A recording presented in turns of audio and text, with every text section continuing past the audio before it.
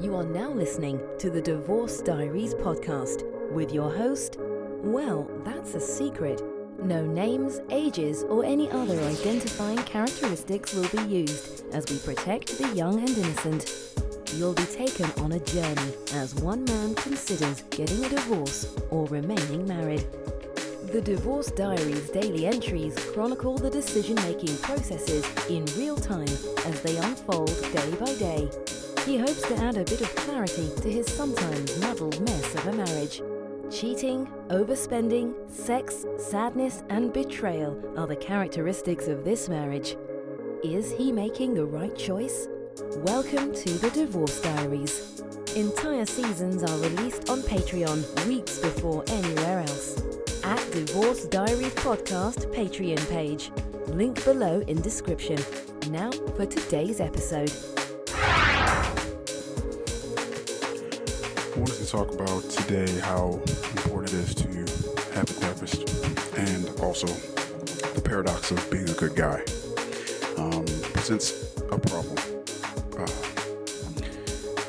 First, where I am now, the legal stuff's happening, has been for some time, and my youngest child really wants to change her cell phone number. She doesn't want her mom to be able to contact her in any possible way. And I'll also say, as far as therapy is concerned, with her therapist that she's now seeing, she's on her second session with her, and she's learned a little bit. I don't know what they're speaking about in their therapy sessions, because remember, my ex and two daughters were all seeing the same therapist, and I emailed the therapist and said, hey, I'm here if you ever would like to speak with me as well. I know you're seeing my wife and two kids. If there's anything that you ever need, if you want me to come into a session, we're a family, trying to remain one, however we can, whatever that looks like in the future. Let me know if you want to talk. She immediately reached out and she said, of course, I'd love to speak with you. I said, okay, sounds great. When would you like to speak? She said, well, let's get this on the calendar. We did. When I met with her, I talked to her about a very specific situation that happened between my ex and I. And I told her, what happened? Because she asked. She said, I need to know what happened with this event. I told her what happened, and she immediately says, this is not the story that I was told. And I immediately said, I wouldn't think that it would be. You see, something really not good happened between my ex and I. And lots of things should not have happened over the course of our marriage. And if you are married, you know some of the deepest and darkest things that have happened in your marriage. You know some of the deepest and darkest things that you did to your spouse or girlfriend, long-term boyfriend, whatever. And you know some of the deepest, darkest things that they did to you that neither of you have ever really spoken about. And after it happened, you don't even speak about it with each other. I mean, there's some dark stuff, and as some examples of some dark things that do happen in relationships, and a lot of them. Sometimes there is forced intercourse. Sometimes there is hitting.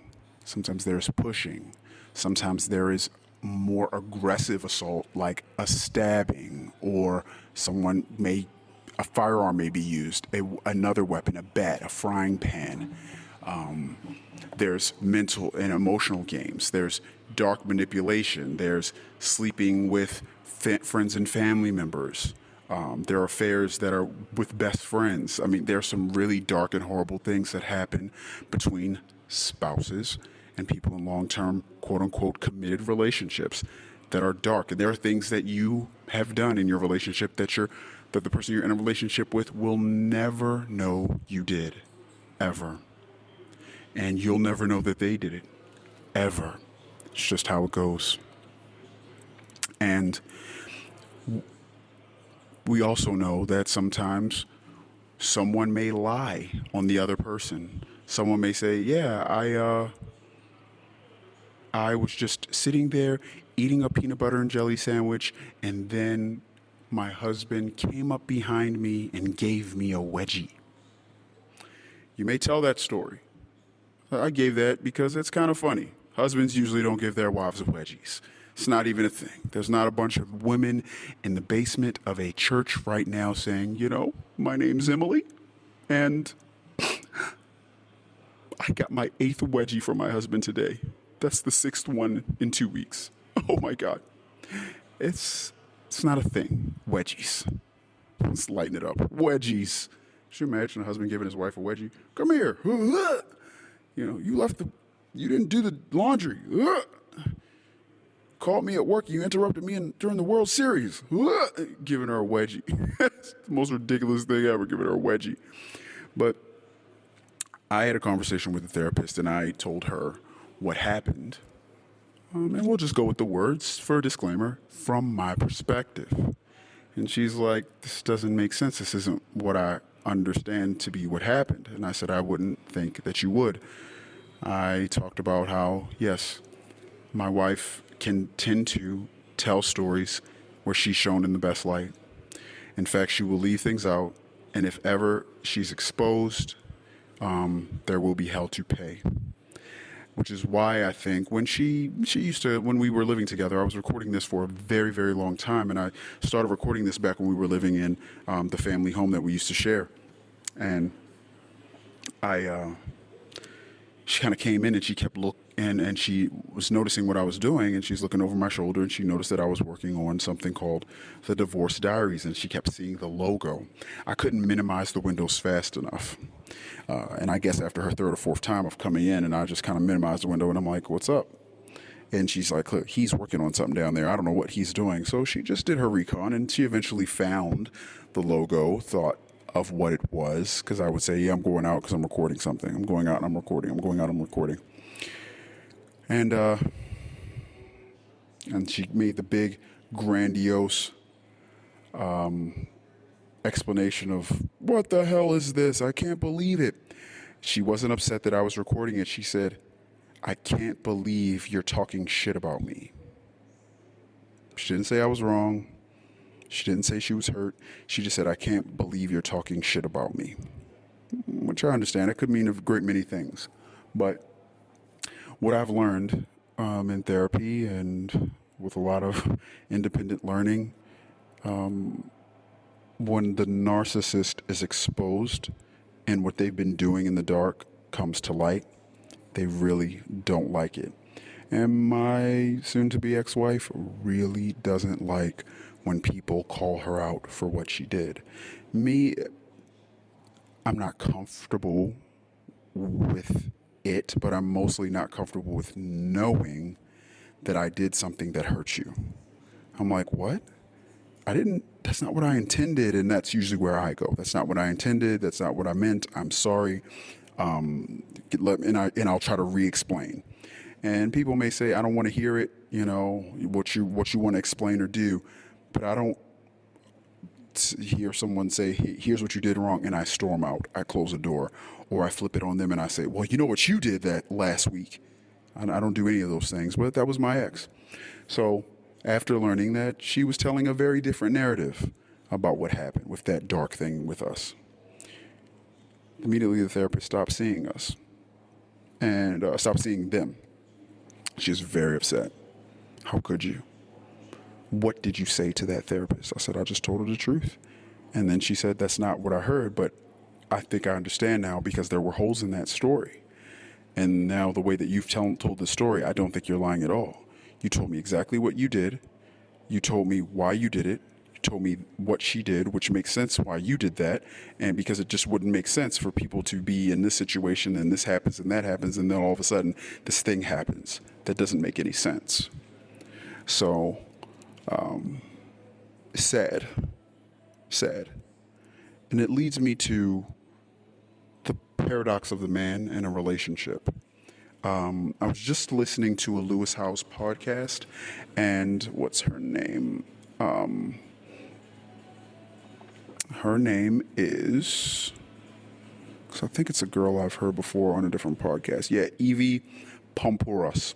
She's so great. I think she's a former Secret Service woman. She was one of the Secret Service persons in charge of protecting President Obama during his administration. Just an awesome little. She's a very pretty blonde girl. Reminds me a little bit of Kelly Ripa. Yeah, but to denote how petite and feminine and girly looking she is. But she's very fierce. She's very strong. She's very motivational. I love how intelligent she is, how determined she is, where she comes from, how she's handled some of the adversities in her life. I've heard her on about 3 podcasts now, but she's great. And I don't know why I brought her up, because I lost my train of thought, but the paradox of a man, Emily Pomperis, she has this femininity about her, but also a strength. And I believe on one podcast, she was talking about relationships and how sometimes they could be a little bit difficult because she is a very strong-willed individual. But like I said, she's also very feminine, and she doesn't seem to infract on a man's ego, because we do have one, and it's okay that men have egos. That's what builds bridges. It's what starts wars, but it's also what ends wars. Men's egos, and she sort of knows how to stay in her feminine lane. And the male paradox, there aren't very many women that know how to do that, just kind of stay in their feminine lane, but also be very strong.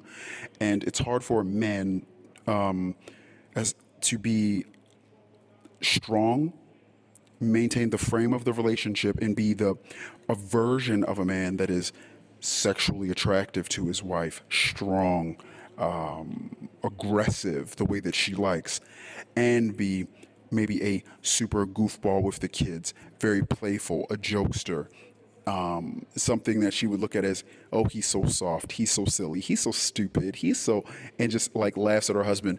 But it's hard to walk that line as a man, being funny, cute, and yourself, an actual simpleton, a fool if you are, and also very masculine and stoic, and hiding your feelings in just the right way, but making yourself vulnerable in also just the right way.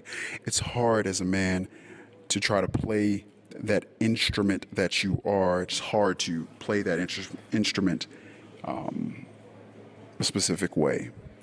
So, yeah, I just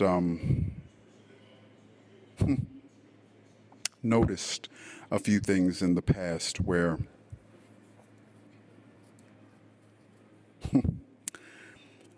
I noticed the cyclical ups and downs of my marriage, and I noticed the times that my wife disrespected me the most was when I was my nicest, my dotiest, my most caring, my softest, my warmest, my sweetest.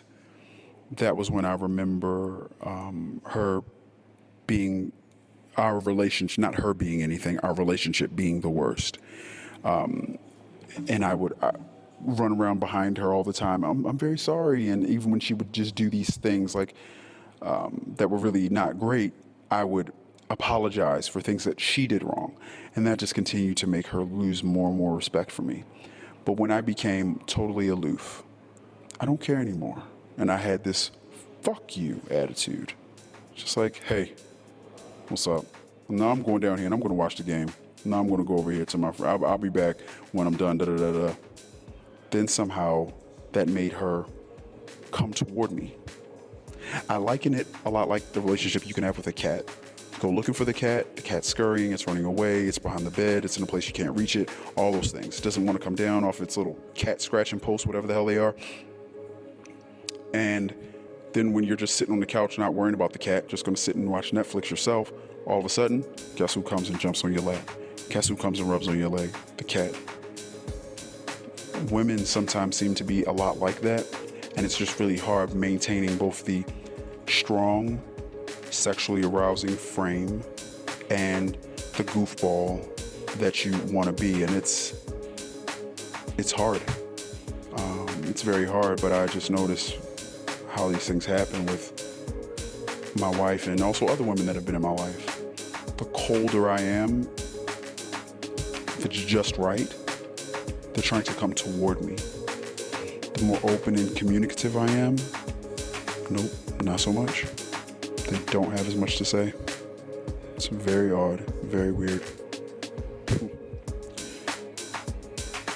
Anyway, married men in long-term relationships, be careful. Always maintain the frame of strength. Always maintain the frame of control.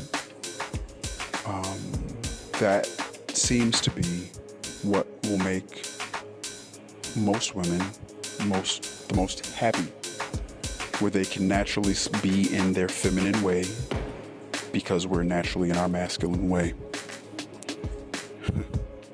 Very tough. I don't know that I'll ever get it right, because my mom put in a lot of time raising a nice boy.